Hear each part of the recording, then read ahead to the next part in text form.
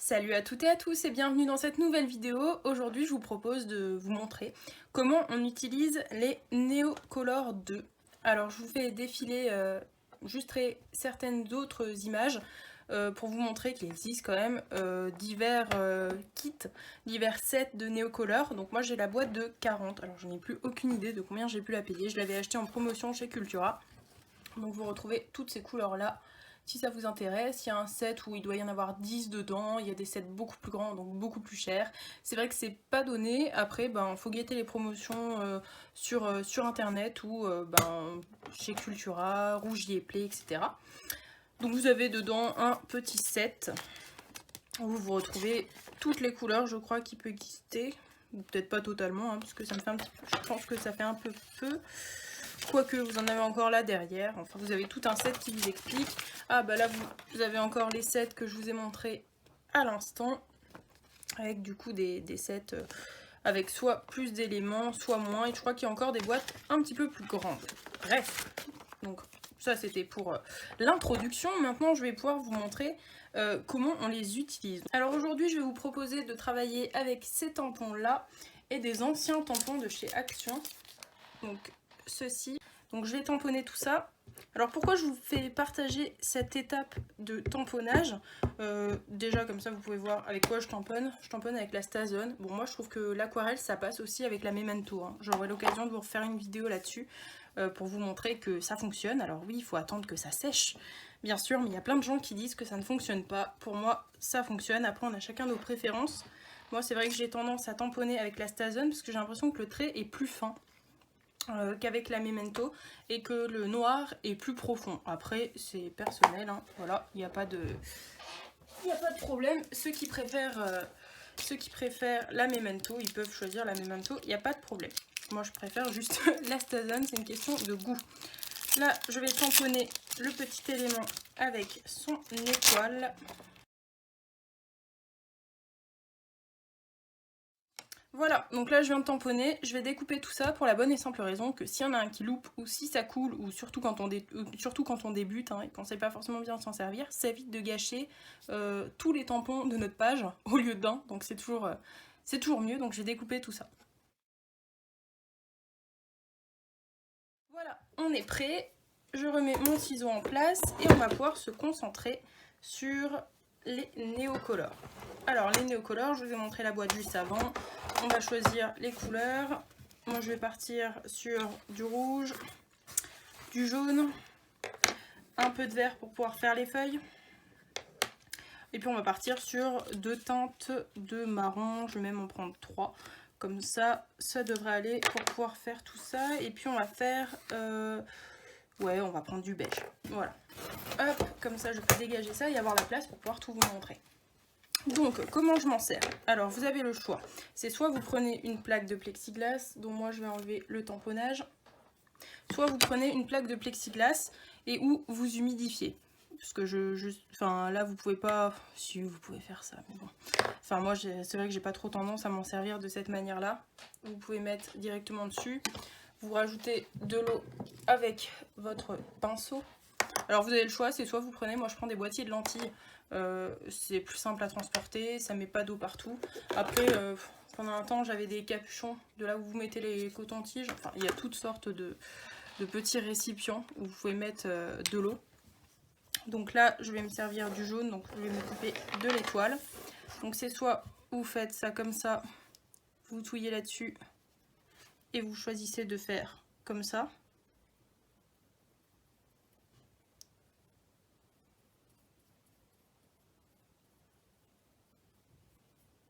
Vous pouvez même éventuellement faire des mélanges, hein. J'imagine que vous voyez comment on peut faire, hein, mais vous mettez les deux ensemble et puis vous touillez comme si c'était de la peinture. Moi c'est vrai que je vous avouerai, là je vous montre ça, mais c'est le genre de technique que je n'utilise jamais. Pour la bonne et simple raison que moi je fais directement là-dessus, c'est quelque chose que je vais vous montrer direct. Moi je fais direct dessus comme ça, même souvent je colorise tout avec mes néocolores et ensuite tout à la fin je passe tout à l'eau comme j'aime bien dire pour pouvoir diluer tout ça et puis donner l'effet aquarelle. Donc vous prenez Hop, et pour le coup ça vous donne même un effet plus foncé. Je viens de dépasser un petit peu, ça vous donne même un effet plus foncé que si vous le faites avec ça là directement. C'est le genre de truc, j'ai du mal à travailler comme ça, je trouve ça pas pratique du tout. En plus bah, justement quand vous êtes en voyage, quand vous êtes à un endroit ou un autre, vous baladez avec votre plaque de plexiglas, c'est pas forcément très pratique. Bon là du coup ça rend pas forcément exactement parce que forcément j'ai utilisé 2 techniques, donc ça fait trop d'eau.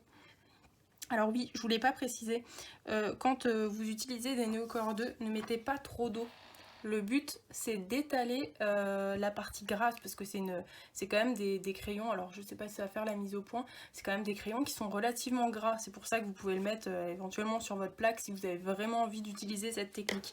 Mais le but c'est d'étirer la surface grasse des Neocolor pour pouvoir faire cet effet aquarelle. Ensuite, du coup, moi je vais continuer toujours avec la même technique. Je vais repasser tout là. Si vous rentrez pas dans les détails, de toute manière, ça va.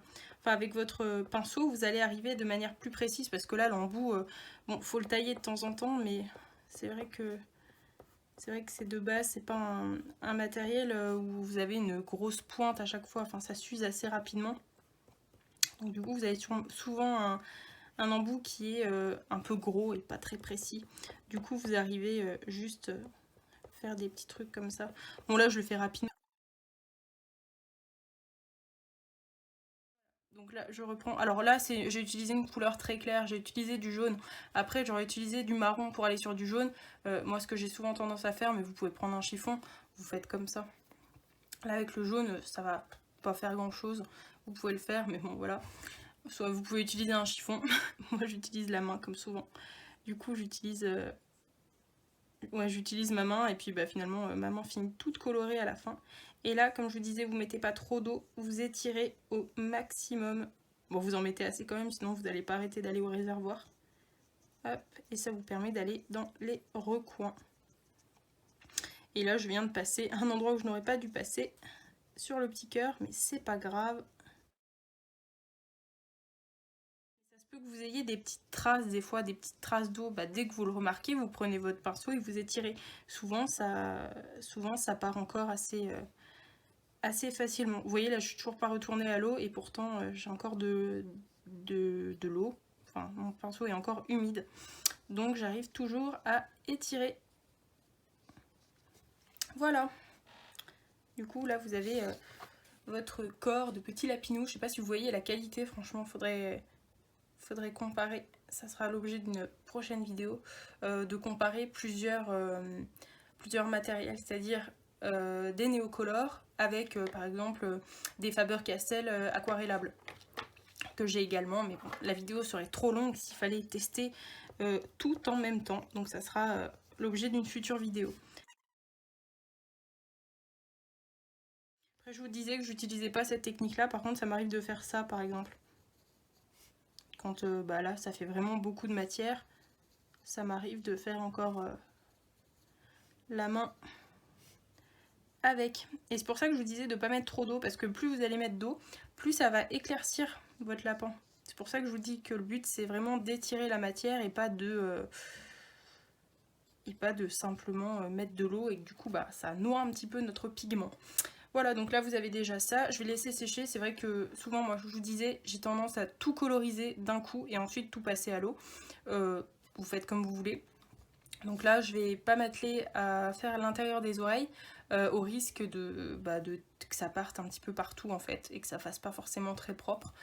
Donc souvent quand vous avez 2 surfaces, attendez qu'une surface sèche un petit peu avant de passer à l'autre, sinon ça va être un petit peu embêtant et ça va se mélanger. Mais ça c'est le principe même de l'aquarelle, sinon ça se mélange, voilà, tout simplement. Et là on va s'occuper de coloriser ça, et là je vais vous montrer vraiment comment moi je fais d'habitude. Donc je prends directement comme ça.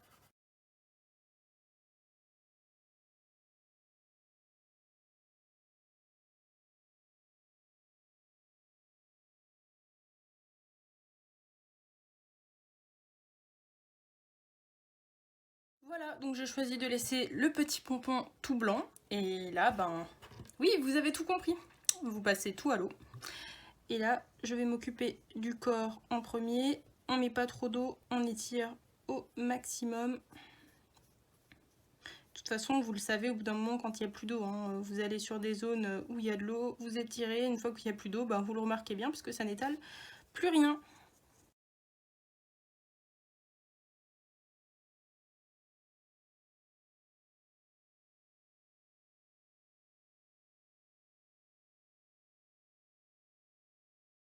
petit peu pour le vert, histoire que tout ne se mélange pas. Et de préférence, prenez le pigment vers l'extérieur, histoire que ça ne se mélange pas trop. Là, j'ai pas vraiment attendu, ce qui fait que du coup, le rouge, ça part un petit peu dedans. Mais dans ces cas-là, c'est pas grave, quand il y a trop d'eau, vous prenez, vous passez dessus.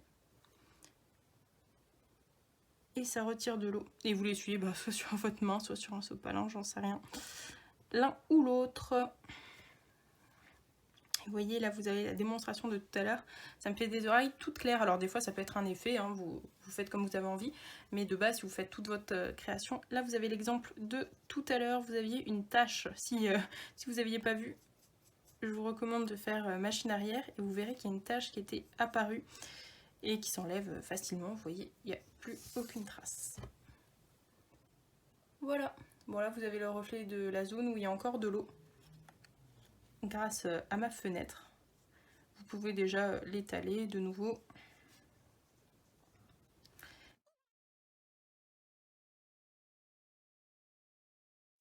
De l'autre côté, là je peux de nouveau faire les oreilles.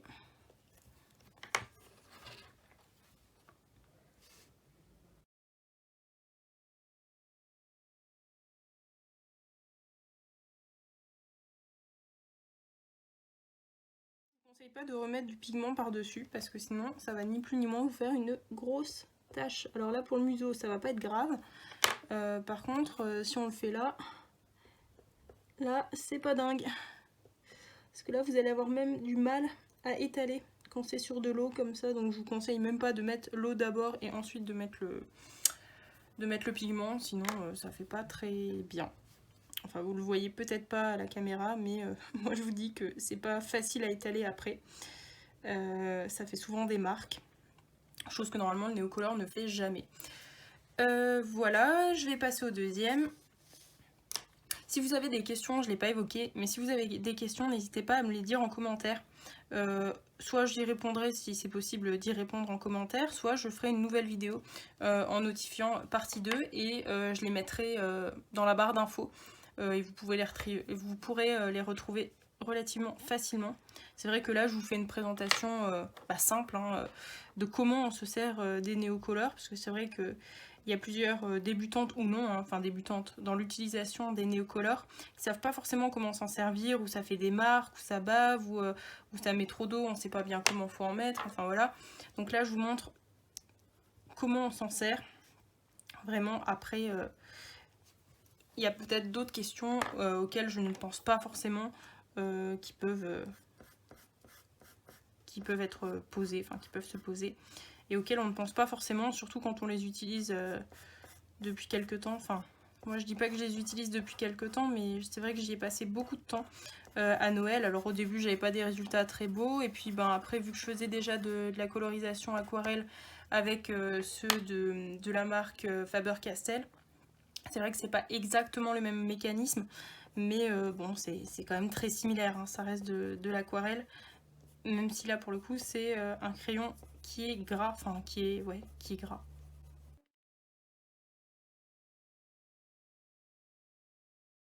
Maintenant on passe tout à l'eau. Voilà.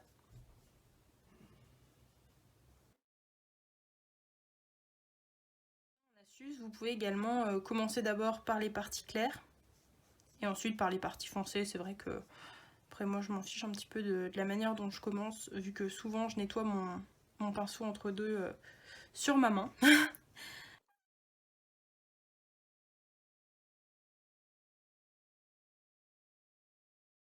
Passer un coup à la fin comme ça, histoire de rendre tout bien harmonieux. Et puis des fois ça vous donne des jolis effets de couleur. Là vous voyez, c'est pas forcément voulu, mais vous avez un petit peu plus de marron foncé ici et du marron clair. Ici, ça dépend dans quel sens vous colorisez. Là, par exemple, vous avez plus du marron clair ici et du foncé ici. Ça vous donne des jolis effets sur vos créations, je trouve. Enfin, moi, j'aime bien. On va pouvoir faire les fleurs. Et on arrivera à la fin de ces colorisations. Si vous voulez conserver le jaune, bah, vous faites le tour de la fleur. Puis le jaune, bah, j'ai pas trop tendance à le coloriser au milieu. C'est vrai qu'on remarque pas trop, hein, quand c'est vraiment des toutes petites surfaces. On remarque pas trop si on a vraiment passé avec de l'eau ou pas. Voilà, donc je vais vous remontrer une dernière fois, histoire que vous voyez bien. C'est bien, en plus j'ai une fenêtre de toit. Donc ça vous permet d'avoir la lumière directement dessus. Et puis vous voyez la précision. Après c'est vrai qu'il y a des endroits où je ne suis pas irréprochable. Et vous pouvez repasser encore une fois si vous voulez, histoire de contribuer à étaler encore et toujours les surfaces où ce n'était pas tout lisse. Voilà. Là vous pourriez le faire aussi pour l'oreille, vous voyez. Hop. Et vous avez un tamponnage qui est franchement parfait. Moi j'adore ce moyen de coloriser. C'est vrai que je ne les emmène pas à Strasbourg vu que je suis étudiante, parce que j'ai peur de les abîmer, de les casser, enfin voilà. Donc ça coûte relativement cher, donc vaut mieux en prendre soin. Et je me contente d'emmener les Faber-Castell avec moi, qui sont aussi pas de moindre qualité, hein, mais qui sont un petit peu moins chers je crois, et qui me permettent de coloriser du coup à Strasbourg. Puis là bah, ça a dépassé un peu autour, mais dans tous les cas je vais les contourer. Et du coup bah, ça ne se verra pas sur mes futures créations. Et c'est pour ça que je vous conseillais vivement de découper chacun de vos tamponnages, parce que sinon bah, si vous avez un loupé et que ça coule, ou je sais pas, que vous avez mis trop d'eau pour une raison ou une autre, vous pouvez utiliser aussi ce genre de truc. Bon, moi j'aime pas trop. Au début je les utilisais, mais ça envoie trop d'eau la plupart du temps. Après bon, chacun fait comme il veut. Quand on colorise par exemple en voiture ou dans un lieu où on peut pas emmener ce genre de petits ramequins, bon c'est vrai que ça permet d'avoir de l'eau en réservoir et de coloriser un peu. Après souvent il faut vraiment se méfier, surtout sur les petites surfaces, parce que les petites surfaces ça se manque pas, hein. Clairement une fois que vous avez mis trop d'eau, c'est vite la catastrophe pour pouvoir rattraper. Et puis après ben faut laisser sécher, hein, si vous avez vraiment fait trop de catastrophes avec de l'eau, que ça fait vraiment trop clair, etc. Et que vous avez un bon papier. J'ai pas parlé du papier, moi j'utilise le papier Canson multitexture. Multitexture, multitechnique, pardon. Mais vous avez également le Canson bleu spécial aquarelle. Bon, moi j'utilise les deux je trouve qu'ils sont bien. Même si le Canson multitechnique est moins épais, moi je trouve que ça roule. Et du coup bah ouais, par rapport à ça, bon, si vous n'avez pas le choix, utilisez ça. Après si vous pouvez faire un travail plus précis et avec moins d'eau, parce que c'est toujours ça l'enjeu, avec le moins d'eau possible, bah, c'est plutôt un pinceau et puis soit un petit ramequin avec pour lentilles vous mettez de l'eau dedans, ou ce genre de petits trucs vous mettez un peu d'eau dedans. Voilà. Bon, du coup j'espère vous avoir renseigné au maximum. Cette vidéo dure déjà presque 25 minutes, c'est beaucoup. Merci à tous ceux qui sont arrivés jusqu'au bout. Si vous avez des questions, n'hésitez pas à me les poser en commentaire, je le répète, mais ça sera l'objet d'une future vidéo s'il faut, pour pouvoir vous expliquer plus en amont. Et puis moi si je trouve d'autres utilisations, d'autres idées qui pourraient vous aider à utiliser ce type de matériel, et ben je le ferai moi-même de mon côté. Voilà, si cette vidéo vous a plu, un petit pouce. Si vous avez envie de partager aux copains et aux copines qui ont reçu par exemple des Neocolor 2, quelle que soit l'occasion, l'anniversaire, Noël, Pâques, ce que vous voulez, n'hésitez pas à leur partager, ça me fera plaisir. Et puis moi je vous retrouve très bientôt dans une prochaine vidéo. Salut!